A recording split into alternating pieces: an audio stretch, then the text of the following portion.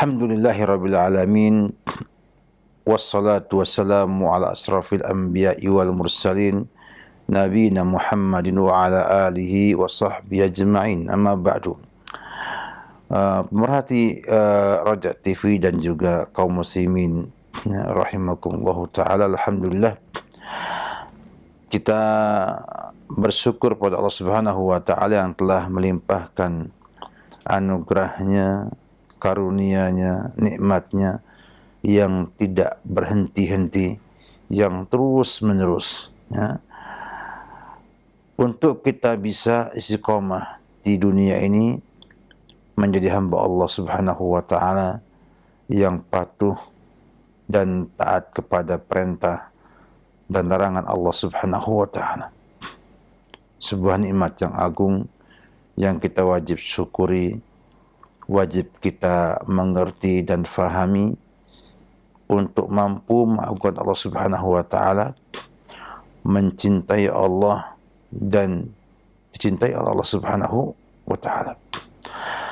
Alhamdulillah, pada pagi ini kita masih dimudahkan Allah Subhanahu wa taala untuk terus melanjutkan kajian kita seputar fikih usrah yang kita coba untuk sampaikan seputar kaidah-kaidah atau tip-tip atau kiat-kiatnya untuk tepat dalam memilih pasangan hidup. Pada perjumpaan yang terdahulu sampaikan bahwa seorang yang ingin memilih pasangan hidupnya harus punya visi yang jelas, harus punya tujuan yang jelas, sehingga bisa memiliki sebuah standar kriteria dan sifat pasangan hidup yang harus ditetapkan untuk dipilih, ya, untuk mewujudkan tugas, tanggung jawab, dan juga cita-cita kita dalam berumah tangga. Artinya kita pasang dulu tujuan dan juga yang kita inginkan, yang kita harapkan, kemudian mencari pasangan yang sesuai dengan hal itu sehingga bisa mendukung terwujudnya hal tersebut. Namun tentunya kita menyadari bahwa manusia tidak ada yang sempurna dan sangat sulit untuk mendapatkan yang ideal. Ya, bukan berarti kita tidak mencari yang ideal, namun terkadang tidak mendapatkan yang ideal tersebut. Maka ada satu kesalahan apabila ia kemudian memaksakan hal tersebut dengan sempurna dan totalitas. Ya. Kenapa demikian? Karena ada yang berpikir dan berandai-andai mendapatkan kesempurnaan pada pasangan hidupnya, sehingga mencari yang sempurna segalanya tanpa memandang keadaannya sendiri, tanpa memandang juga bahwa manusia itu tidak ada yang sempurna, sehingga akhirnya itu membuat ia mencari dan mencari. Dan terkadang kita itu mencari dan mendapatkan yang ideal, namun tidak mesti mau dengan kita. Sehingga seorang mukmin, seorang muslim hendaknya ketika memilih harus bisa memilih yang wajar, yang seimbang, ya, dalam standar pilihannya. Nah, dengan demikian akan terwujudkan kemudahan-kemudahan dalam mendapatkan pasangan hidupnya, dan berkeyakinan bahwa terkadang di sana ada kelemahan, kekurangan yang mungkin dapat ditutupi oleh dia ketika berumah tangga. Nah, ada yang mampu dirubah oleh dia setelah berumah tangga. Sebagai contoh misalnya, ya, masalah kurus dan gemuk misalnya. Ada perkara yang sudah teruji di mana-mana bisa berubah. Yang kurus jadi gemuk, yang gemuk jadi kurus, itu bukan hal yang mustahil. Bahkan mungkin hal yang wajar dan banyak yang mampu melakukan hal itu.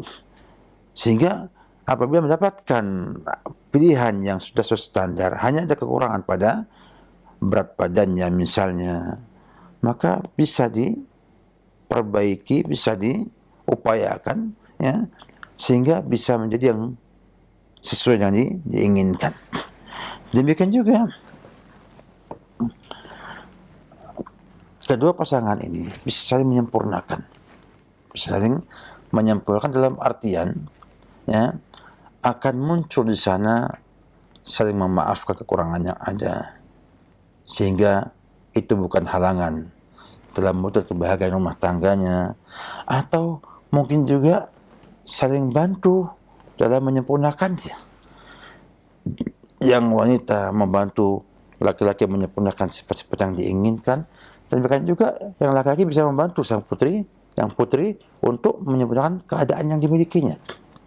Baik itu sifatnya adalah sikap, sifat, ataupun fisik.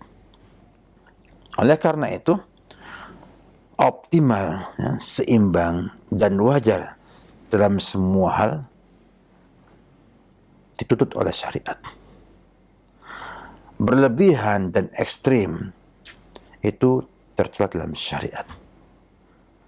Kita tahu bersama bahwa setiap lingkungan masyarakat punya karakter dalam bentuk, ya, tampang, adat istiadat, juga sifat-sifatnya. Semua memiliki karakter yang terkadang berbeda jauh, terkadang berdekatan. Nah, di sini kita lihat, ya, kita harus bisa memandang ini dengan baik. Ada yang bisa dimaafkan secara umum, diterima oleh orang, dan ada juga yang memang membahayakan kehidupan rumah tangga kita. Kita masih milih-milih ini, ya, artinya ini nggak dapatkan yang ideal, paling tidak kita optimalkan yang ada dengan harapan bisa membantu kita untuk urusan dunia dan akhiratnya. Nabi katakan, wal yattakhid ahadukum qalban syakiran wa lisanan dzakiran wa zaujatan salihatan tu'inuhu ala amri dinihim. Artinya hendaknya seorang itu melihat atau mendapatkan, mencari, mengambil, ya, atau membentuk hati yang bersyukur, lisan yang banyak berzikir, dan istri yang solehah yang membantunya dalam urusan agama, urusan akhiratnya. Ya. Sehingga sampai juga beliau mengatakan dalam riwayat yang lainnya, zaujatan solihatan tu'inuhu ala amri dinihim wa dunyahu. Ya, mencari perempuan yang solehah yang bisa membantu urusan agama dan urusan rumah tangganya atau urusan dunianya dan akhiratnya. Sehingga dengan demikian perlu adanya kecocokan banyak hal.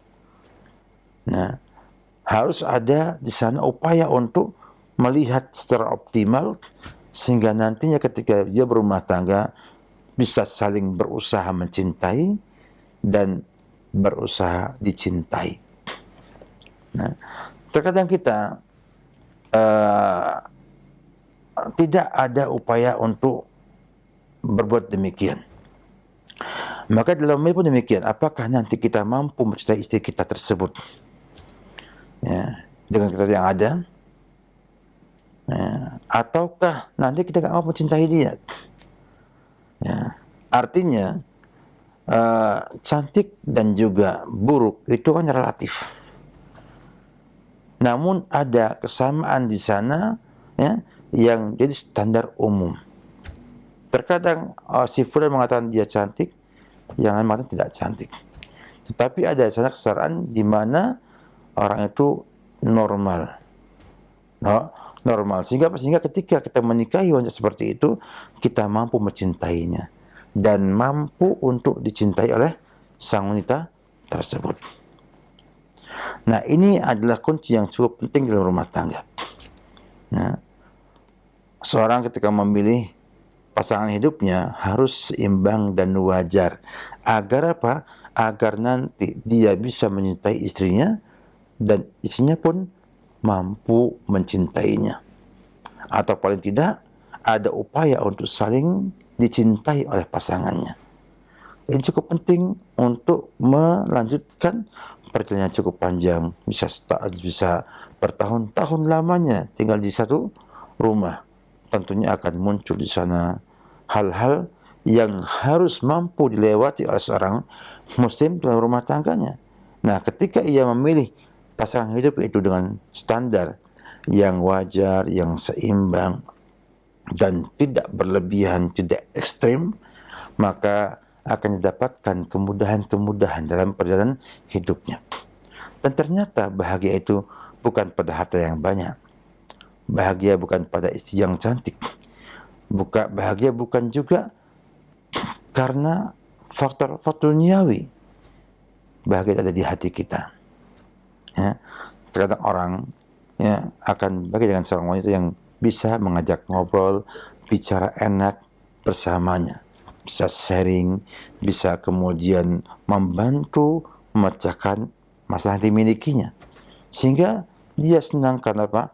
Karena sang wanita mampu memberikan kepada dia kepuasan di hatinya, yaitu mampu menampung curhatan suaminya dan mampu membantu suami dalam urusan yang dimilikinya. Ada yang kadang-kadang dengan ketundukan dan kepatuhannya membuat suami itu berbahagia. Oleh karena itu, kita harus menerima yang ada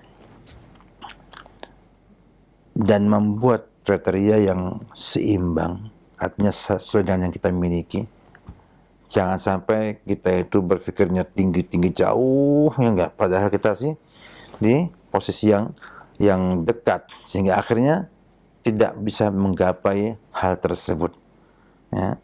Jadi kita melihat, bahasa gampangnya, ngaca juga ke dirinya. Artinya ketika membuat sebuah pilihan itu melihat dulu siapa saya. Kira-kira dengan saya memiliki yang seperti ini, mampukah akan muncul sebuah interaksi yang baik dalam berumah tangga tersebut? Mampukah ia mencintai istrinya dan dicintai oleh istrinya?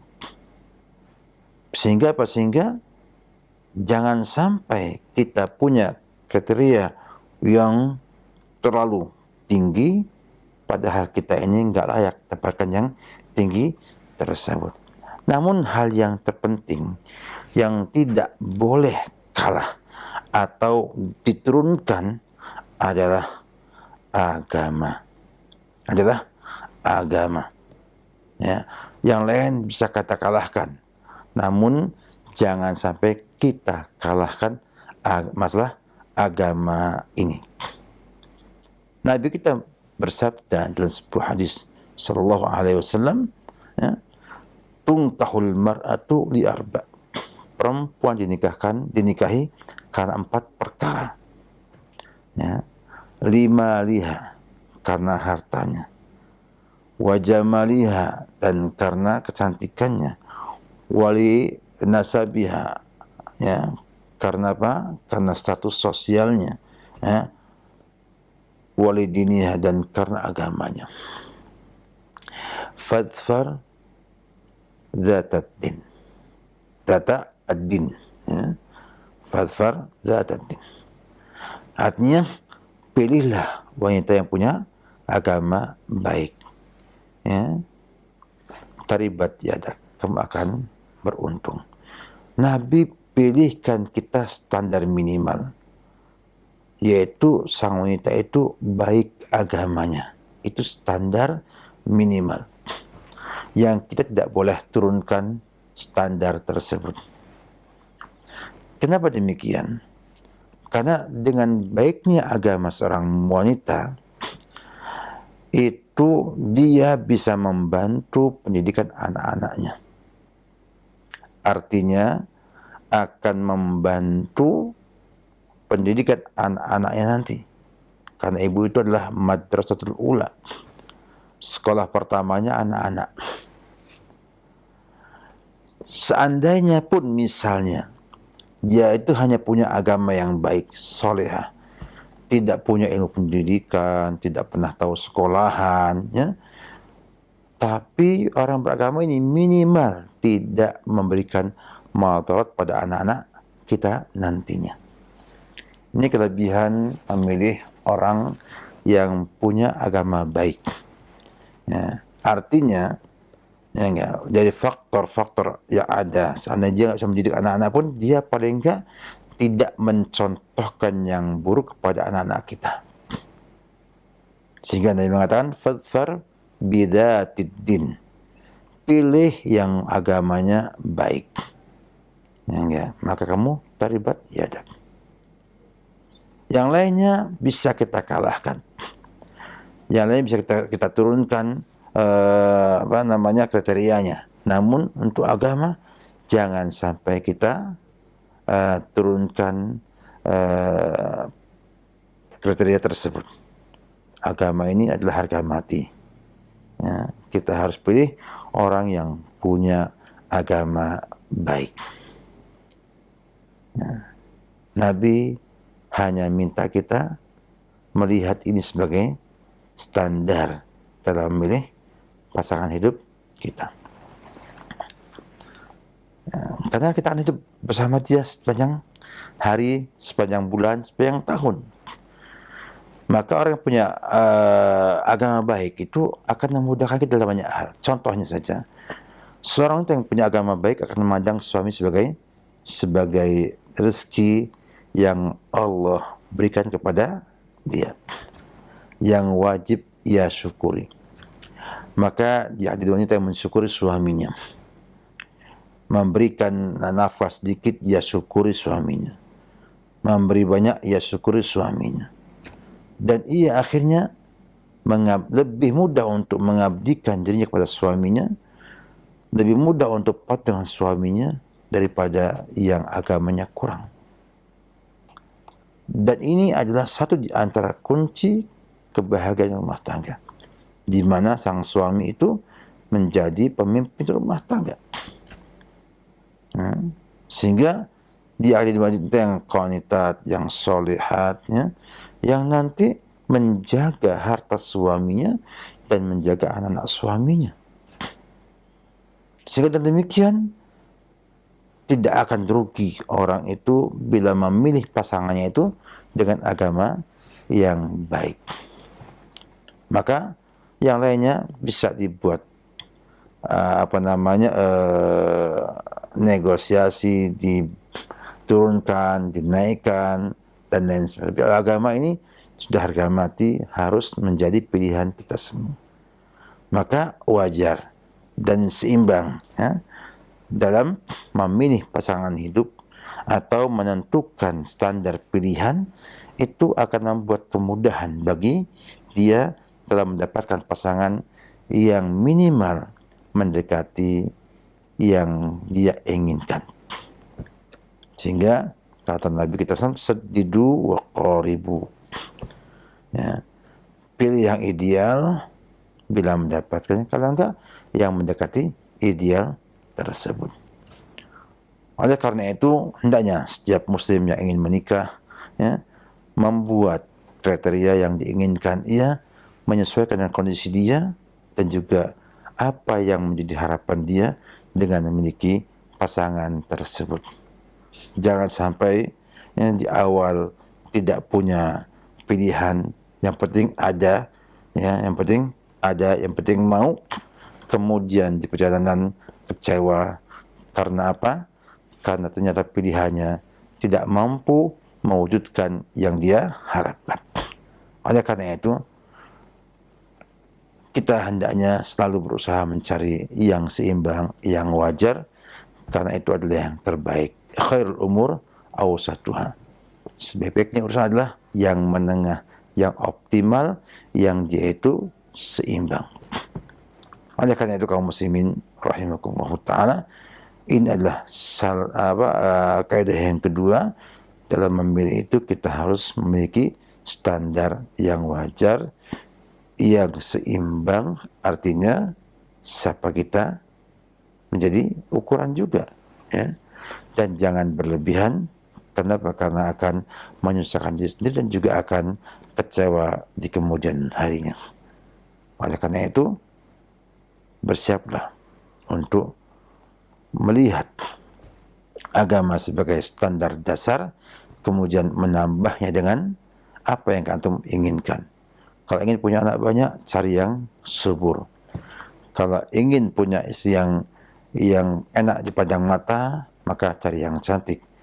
Dan kalau kemudian kita itu ingin mendapatkan istri yang mudah menafkahinya, cari yang kaya. Sehingga apa? Sehingga itu adalah tambahan bonus yang kita inginkan sesuai dengan kondisi kita dan juga kondisi di masyarakat kita. Jangan sampai kita itu berandai-andai dengan sesuatu yang akhirnya menghambat kita untuk menikah lebih cepat, menikah pada waktunya. Dan insya Allah, Allah sudah tetapkan jodoh kita dan kita harus terima apa yang Allah tetapkan tersebut. Artinya, bila sudah kita sampaikan cerita ini kemudian kita dapatkannya di bawahnya, kita terima dan kita perbaiki. Ya, kita modali sehingga nanti dia bisa sesuai yang kita inginkan. Misalnya, kita berharap kita orang yang bisa baca kitab, yang punya kemampuan bahasa Arab baik, dapatkannya belum bisa bahasa Arab, maka ada waktu kita untuk menyempurnakannya dengan memberikan pada dia waktu dan juga sarana untuk belajar bahasa Arab.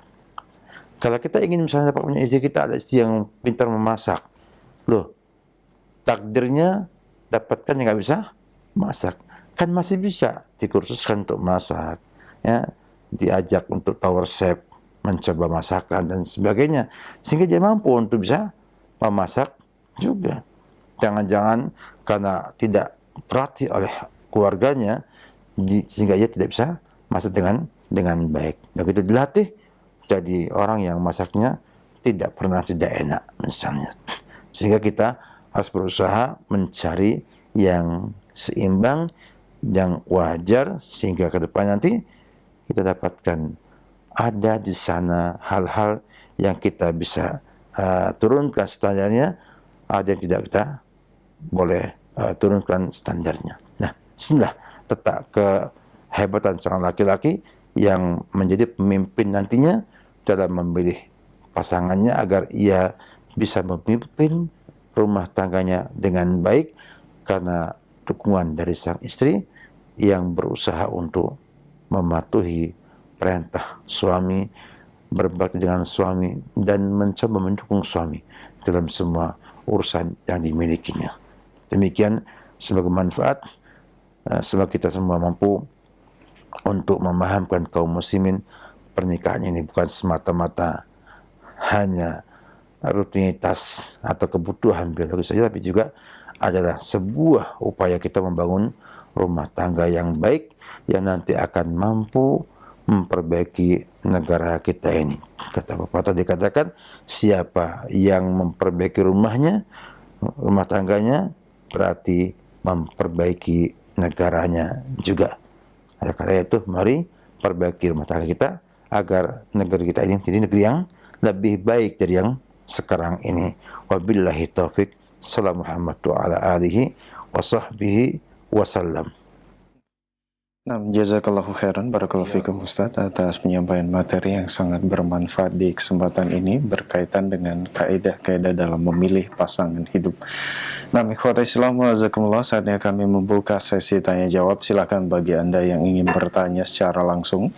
Baik, pertanyaan pertama kita awali dari pesan singkat. Assalamualaikum warahmatullahi wabarakatuh Ustaz. Assalamualaikum warahmatullahi wabarakatuh. Dari hamba Allah Ustaz, bagaimana dengan seorang wanita yang terlalu dekat dengan ibunya sehingga membuat persyaratan kalau sudah menikah nanti tidak mau dibawa keluar dari rumah dan tidak mau tinggal di kota yang berbeda pulau? Apakah kita boleh untuk menolak persyaratan tersebut Ustaz? Mohon nasihatnya, syukran. Kalau kita bicara tentang hukum, ini ada hukum fikih di sana bahwa adanya asyartu fin nikah, syarat dalam pernikahan, yaitu sebuah syarat yang diajukan oleh salah satu pasangan tersebut atau oleh kedua-duanya. Di antaranya adalah ini, syarat dari sang wanita yang mau dinikahi asal tidak dibawa keluar dari rumah orang tuanya atau tidak boleh pindah ke luar kota, misalnya di luar Jawa misalnya, atau di luar provinsi tersebut. Ulama mengatakan bahwa ini adalah syarat yang mu'tabar, syarat yang sahih, ya, sehingga bila sang laki-laki menolak, ya, dan perempuannya bertahan, maka tak jadi pernikahannya. Kalau kemudian sang laki-laki menyetujui di awal, kemudian ternyata dapatkan tugas keluar Jawa, ya, maka sang wanita punya hak untuk gugat cerai. Artinya sang wanita ini bisa menggagalkan pernikahannya, ya, baik itu sebelum akad nikah atau setelahnya kalau ia menginginkannya, ya. Sebetulnya syarat yang mu'tabar, ya, yang menjadi haknya sang wanita untuk mempertahankannya. Namun bila sang wanita mengalah, maka itu boleh juga. Artinya sang wanita boleh mengalah, mengatakan, saya mengalah untuk tugas suami, saya ngalah untuk menggagalkan syarat tersebut. Bisa pindah keluar pulau misalnya, maka itu tidak mengapa. Jadi tinggal bagian suami itu untuk memahamkan sang istri bahwa dia itu sebaiknya adalah memaafkan dan tidak mempertahankan syarat yang dimilikinya tersebut. Maka dari itu kita katakan bahwa biasanya orang itu akan mudah tunduk dan patuh bila ia mencintai orang tersebut. Kita itu akan patuh dan taat sama Allah, ya, sesuai dengan cinta kita kepada Allah Subhanahu wa taala. Semakin besar cinta kita sama Allah, semakin patuh dan semakin tunduk. Makanya ikhwati fillah, kenapa kok ada di sana peristiwa-peristiwa, ya, di mana wanita itu bisa menundukkan laki-laki dan bahkan bisa menghancurkan laki-laki. Sekelas Fir'aun saja bisa menggagalkan pembunuhan kepada semua bayi Bani Israel, ya, dan di Nabi Musa alaihissalam bisa gagal hanya karena permintaan sang istri yang ia cintai. Nah, oleh karena itu, ya enggak, kalau ada di antara teman-teman dari para ikhwah, ya, para kaum laki-laki, para suami, ya, mendapatkan syarat seperti ini, maka buatlah sebuah cara agar dia mencintai Anda. Nanti dia bisa ngalah dari syarat tersebut.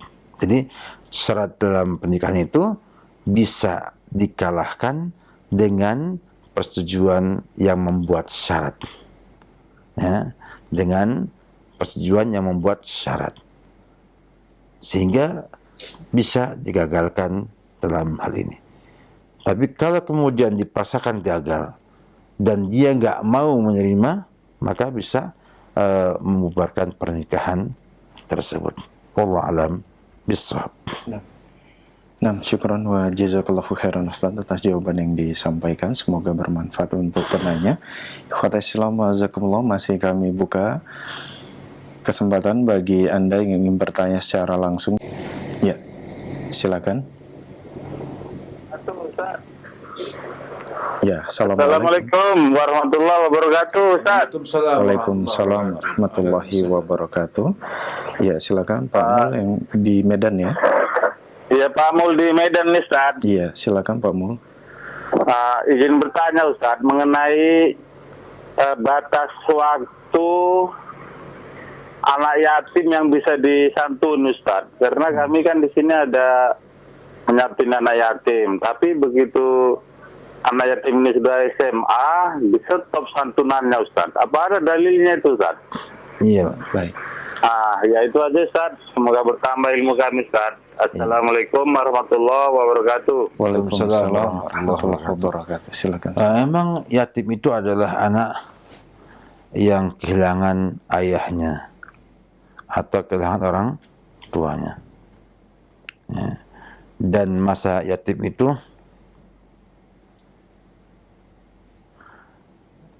masa yatim itu terbatas.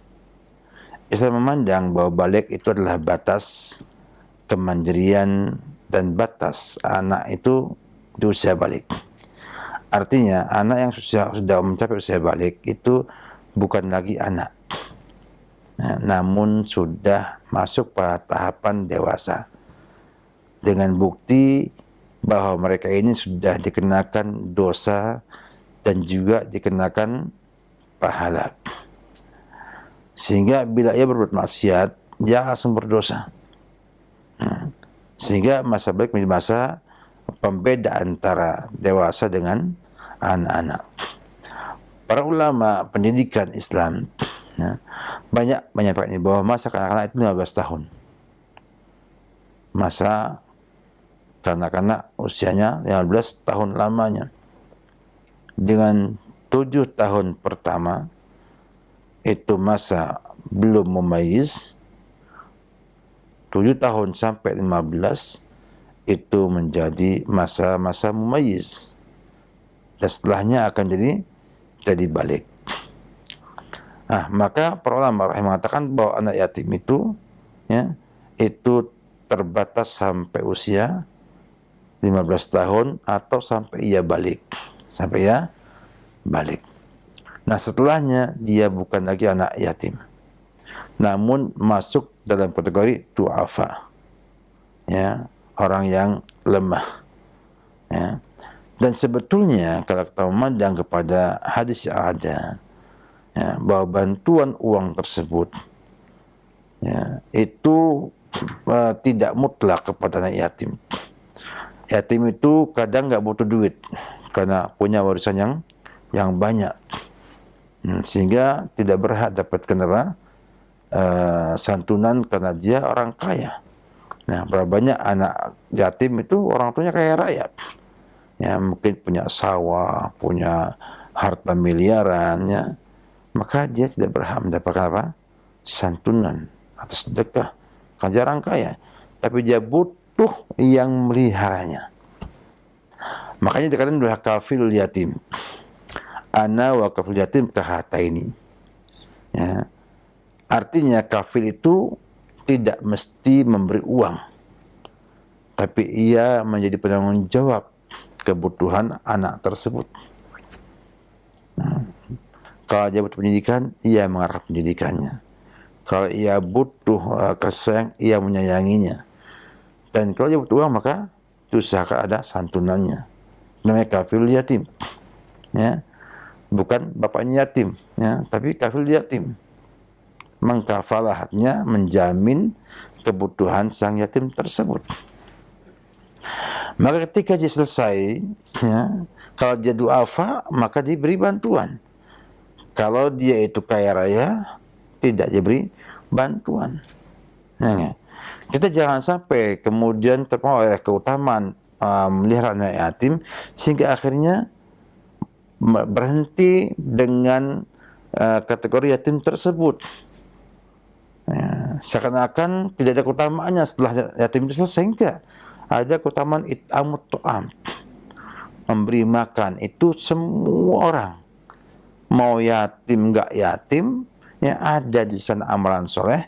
Kata Nabi, ayu afdal amal ya Rasulullah, qala it'amut tu'am, memberi makan.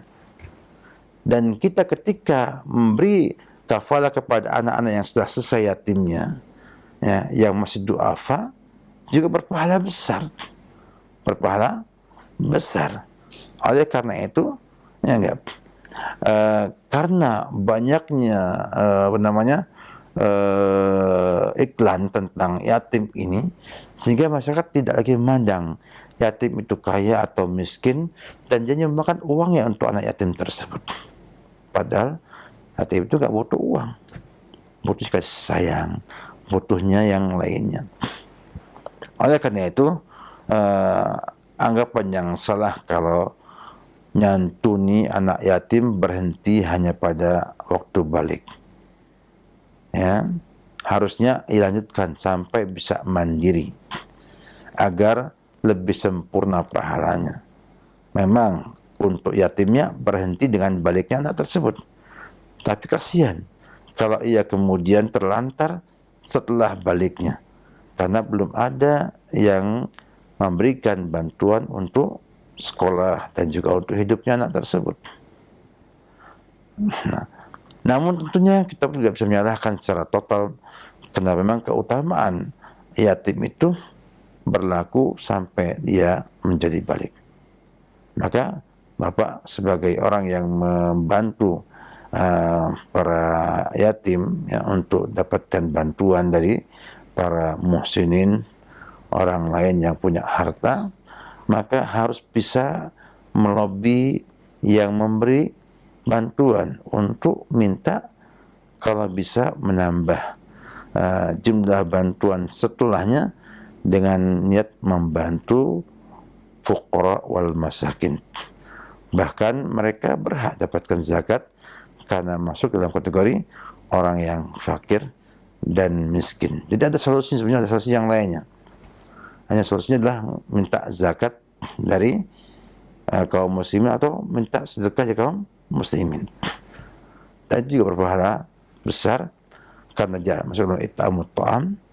Yang kedua juga dia adalah menyelamatkan jiwa manusia. Artinya ketika anak itu belum mampu untuk mandiri, belum mampu untuk bekerja, kemudian kita beri makan kepadanya, kan sama aja menghidupkan satu jiwa.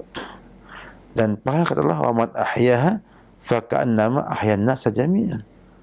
Besar pahalanya memberi makan orang yang lemah dan duafa tersebut.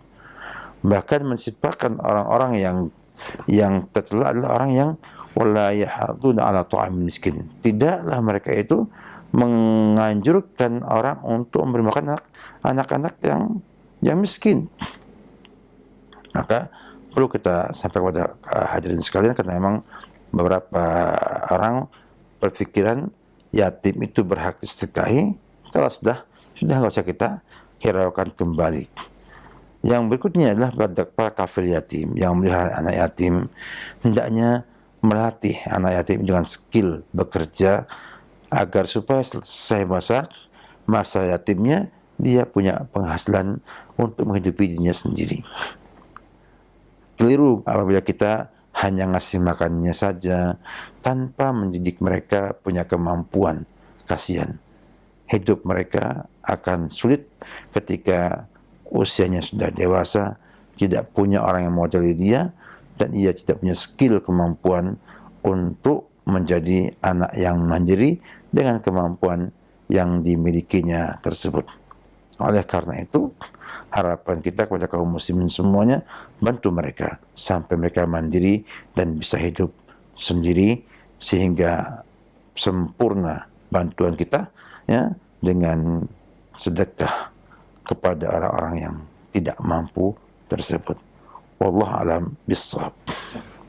Nah, syukran Ustaz atas jawabannya. Semoga bermanfaat untuk penanya Pak Mul yang berada di Medan, Sumatera Utara.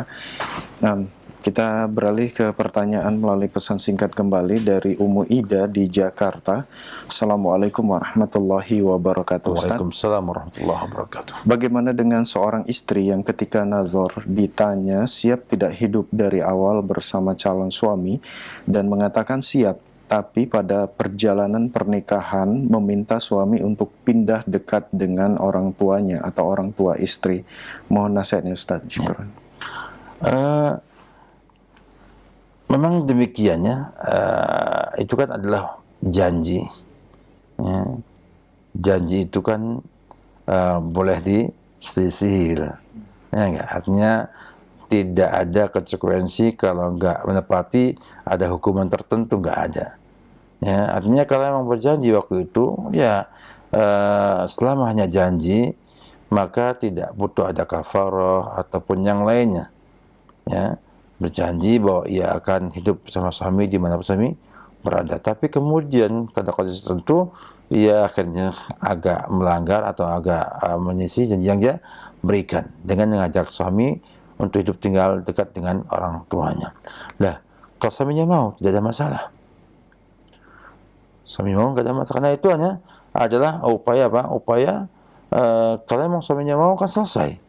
Hanya tidak melanggar janji, karena suami pun mengikuti dia, jadinya ikut sama suami awal sampai akhir bersama suami. Kalau suaminya pindah, ikut pindah juga ke dekat sama orang tuanya. Tapi kalau suaminya nggak mau, maka jangan paksakan diri membuat suami akhirnya memilih pilihan yang tidak baik bagi rumah tangga ibu. Wallahu a'lam bishawab. Nah, syukuran wa jazakallah khairan Ustaz atas jawaban yang disampaikan. Semoga bermanfaat untuk penanya Umi Ida yang berada di Jakarta. Nah, ikhwat Islam wa jazakumullah, masih kami buka kesempatan bagi Anda yang ingin bertanya. Halo. Halo, Assalamualaikum. Waalaikumsalam warahmatullahi wabarakatuh. Dengan Ibu siapa di mana? Ibu Ila di Palembang. Ya, silakan Ibu. Mau bertanya Pak Ustadz. Begini Pak Ustadz, mertua saya itu sakit. Terus anaknya itu dipanggil, disuruh ke sana. Tapi belum punya uang. Dia itu rindu banget sama anaknya. Terus tidak lama itu karena belum ke sana itu anak saya itu kena musibah gitu. Kecelakaan itu ketabrak mobil, tapi alhamdulillah sudah sembuh. Apakah itu orang tua jengkel? Apakah gimana ya Pak Ustadz solusinya? Apakah memang itu cobaan? Terima kasih atas jawabannya Pak Ustadz. Baik. Waalaikumsalam. Oh iya, nah, waalaikumsalam. Silakan. Iya, perlu kita ketahui semua bahwasanya semua musibah yang menimpa kita semua itu sudah ada di Lauhil Mahfuz. Sudah Allah tulis di Lauhil Mahfuz tentang nasib kita nanti, celaka dan tidak celaka. Ya, kita mobil atau nggak tabrak mobil sudah ada. Dan secara umum kesalahan seseorang itu tidaklah mengharuskan adanya musibah. Dan musibah pun tidak menunjukkan bahwa orang yang terkena musibah itu salah. Contohnya, Nabi kita Muhammad SAW itu kan sudah diampuni dosanya yang lalu dan akan datang, dan terjaga sikap dan perkataannya oleh Allah Subhanahu wa Ta'ala. Tapi masih saja kena musibah. Seperti ketika perang Uhud terluka. Pernah juga beliau sakit. Kata Ibnu Mas'ud, dakhaltu ala Nabi SAW. Aku menemui Rasulullah SAW. Wa huwa marid. Dalam keadaan dia sakit. Faqultu, aku tanya, ya Rasulullah,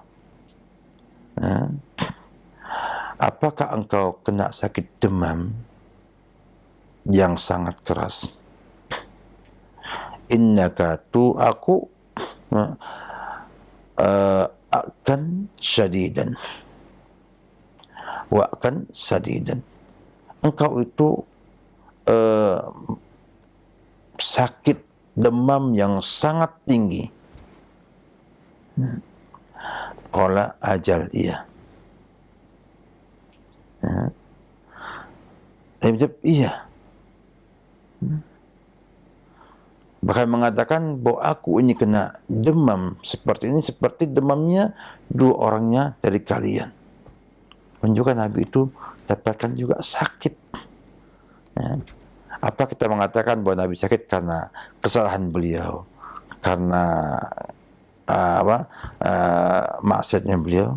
Hasya wa kalla. Tidak mungkin. Artinya bahwa sakit itu kadang-kadang Allah berikan untuk menyempurnakan derajat yang dimiliki oleh seseorang, untuk mengangkat derajatnya. Karena orang sakit itu akan dapat ampunan Allah Subhanahu wa Ta'ala, akan diberikan pahala Allah Subhanahu wa Ta'ala atas kesabaran yang dimiliki sama dia. Sehingga jangan punya pikiran bila terkena musibah langsung menuduh, ya mungkin saya ini tidak begini, tidak begitu, dan lain sebagainya. Karena tidak harus musibah menimpa itu karena yang kita miliki dari dosa.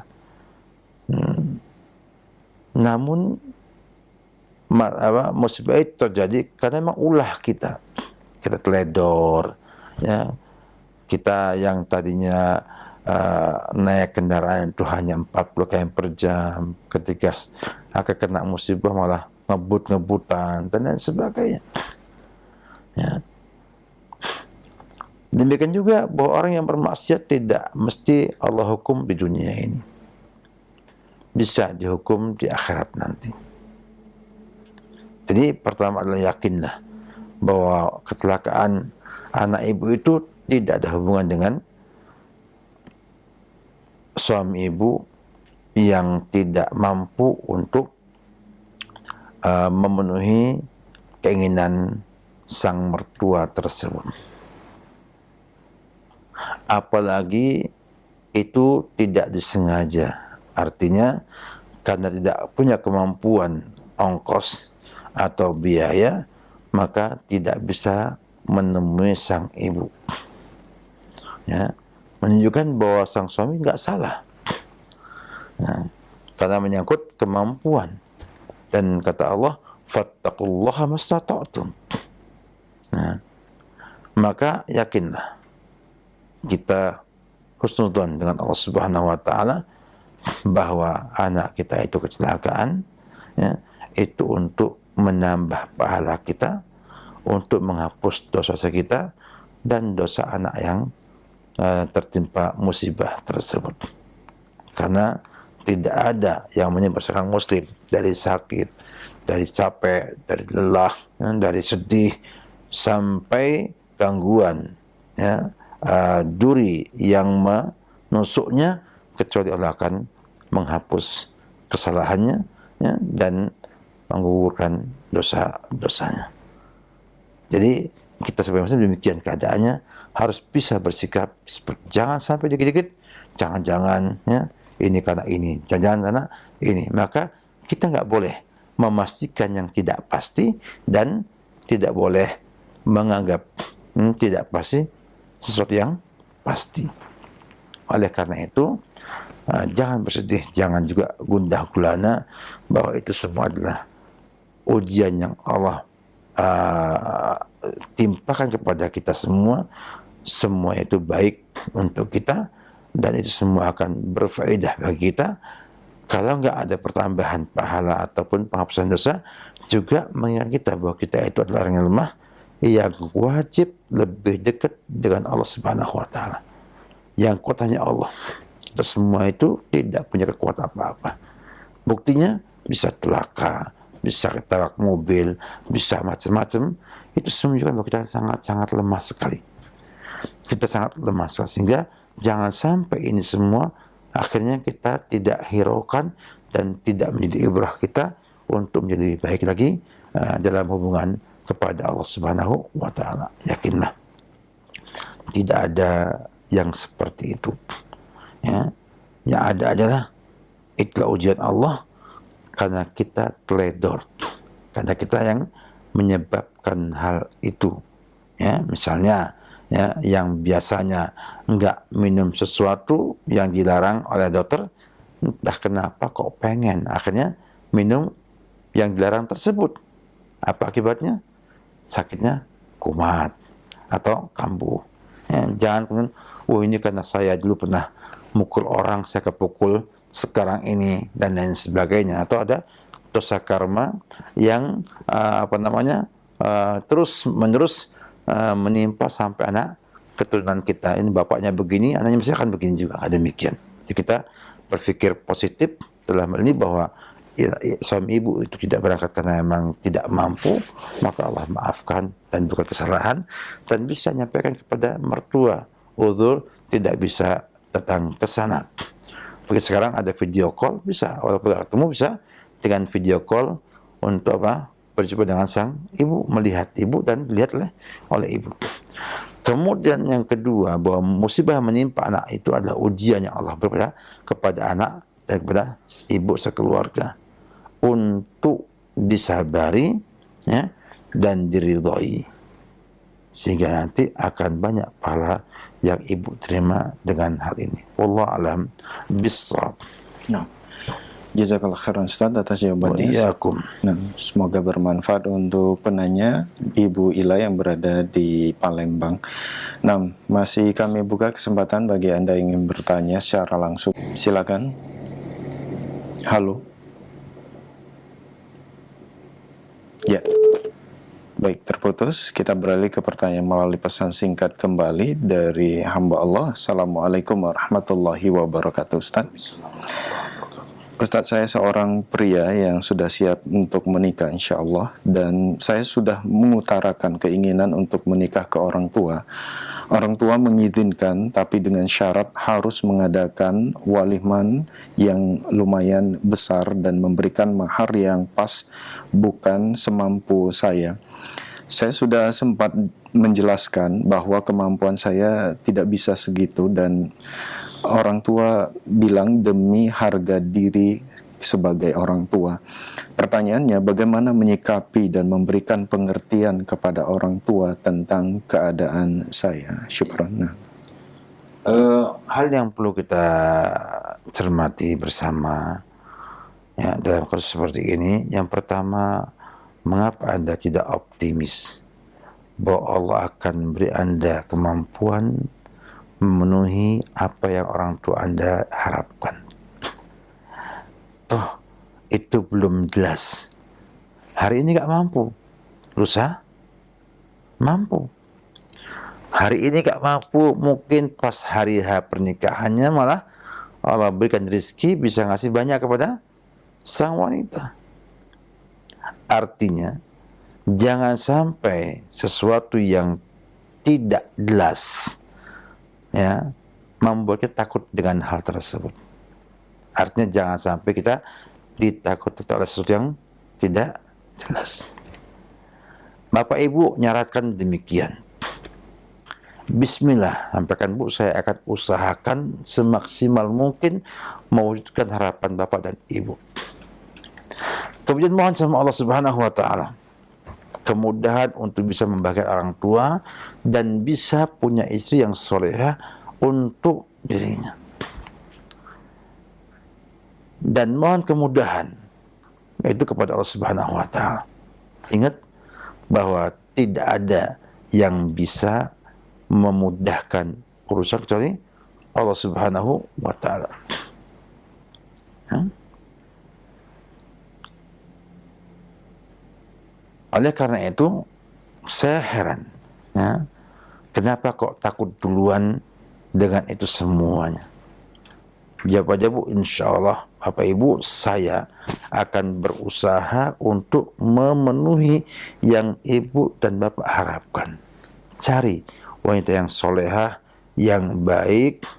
Kemudian bila sudah itu ada permasalahan ya, maka dipecahkan bersama-sama.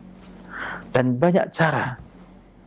Toh Bapak Ibu kan harapannya hanya ngomong ke pemuka bahwa maharnya misalnya satu on emas misalnya. Artinya 100 gram. Nah, berarti sekian ratus juta misalnya. Ya enggak?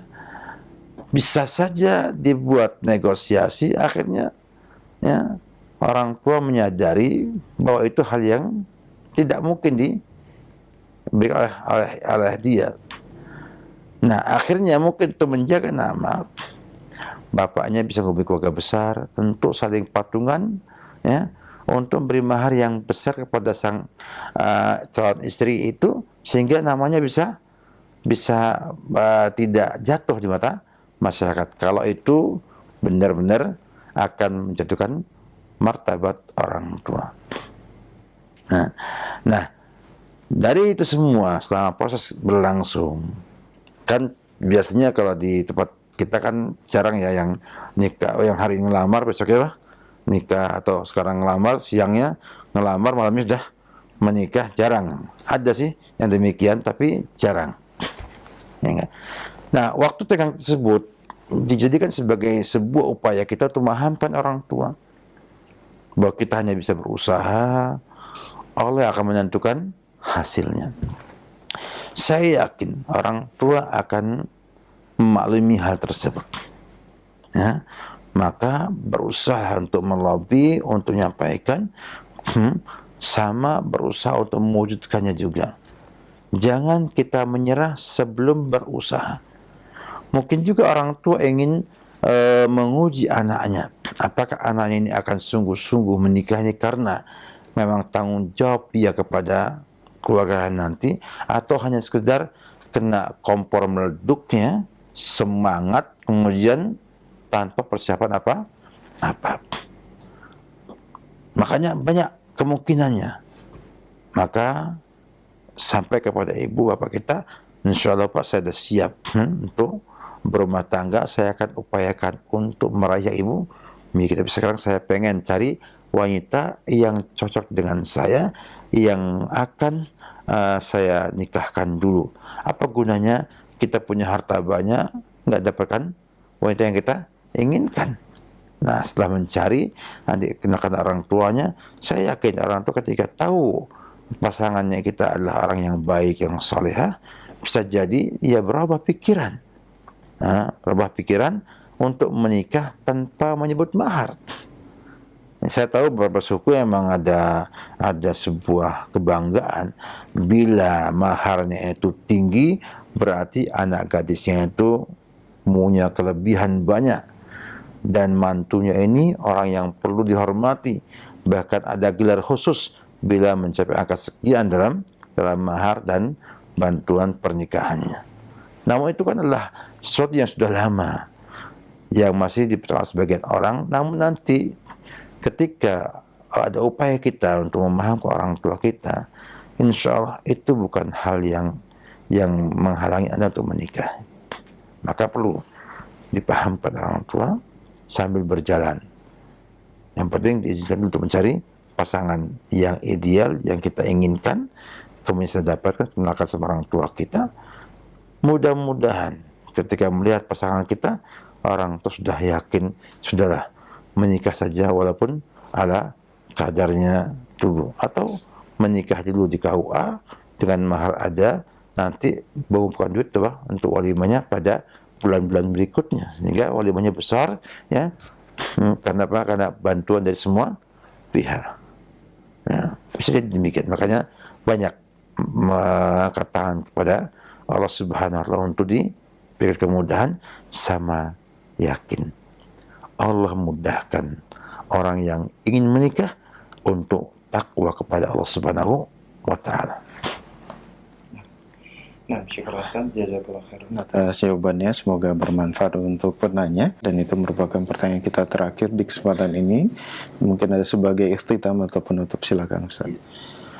Yang perlu saya ingatkan kepada kita semua, juga diri saya sendiri, bahwa yakinlah Allah janjikan kepada semua orang yang bertakwa kemudahan.